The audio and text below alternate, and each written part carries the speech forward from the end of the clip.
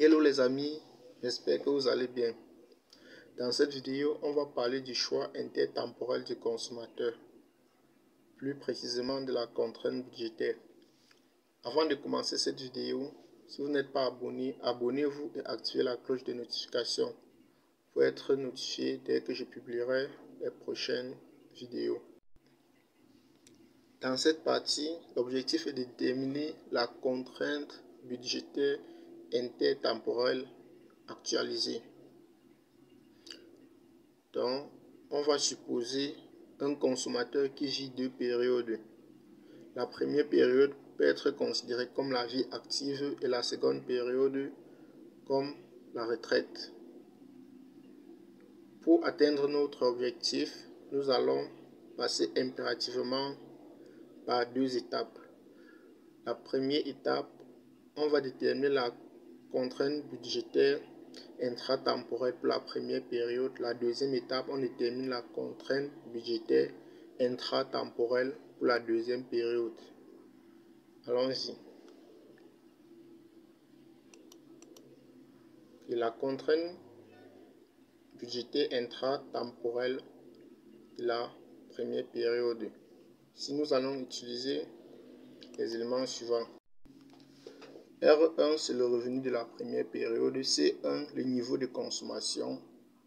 P1, le prix du bien. C1 et S, l'épargne. Si le consommateur est un agent à capacité de financement, on aura ceci. P1, C1 inférieur à R1, car il va consacrer une partie de son revenu à l'épargne. On a S supérieur à 0. Par contre, si le consommateur est un agent à besoin de financement, on aura ceci. P1, C1 supérieur à R1, car il aura besoin d'une somme supplémentaire pour financer sa consommation. Son épargne sera inférieure à 0. À partir de là, on va obtenir cette contrainte budgétaire qui est la contrainte budgétaire intratemporelle de la première période. Ici, on constate qu'une partie du revenu est consacrée à l'épargne et une autre partie à la consommation.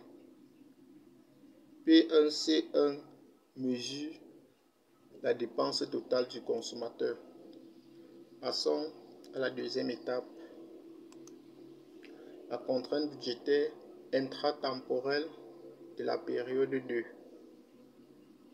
On aura les éléments suivants. R2, le revenu de la deuxième période. C2, la quantité de biens de la deuxième période. P1, le prix autant pour moi du bien. S, l'épargne. Et R, le taux d'intérêt.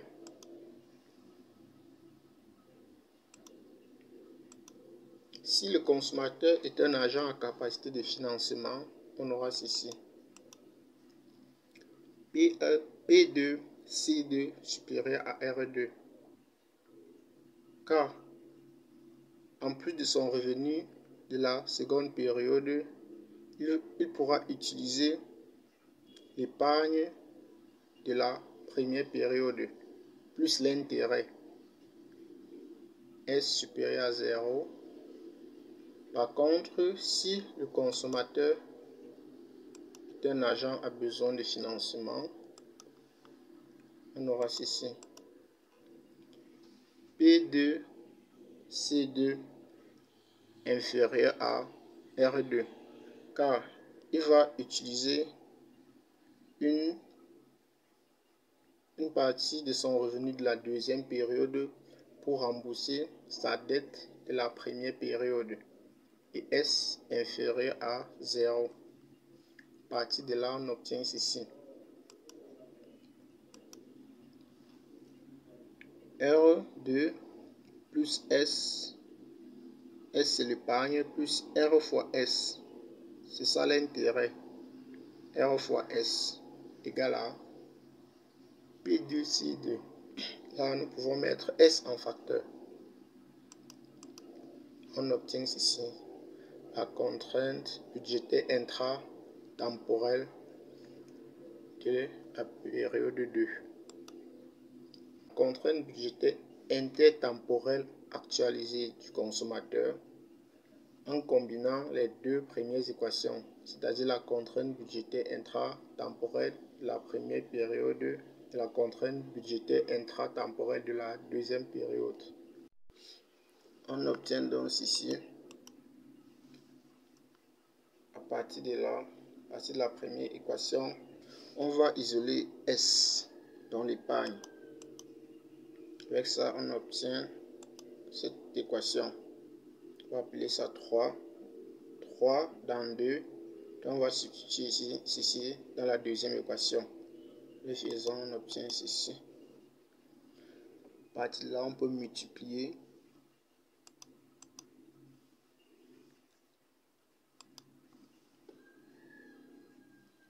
là, moins 1 plus RE facteur de P1 C1 va aller à la droite.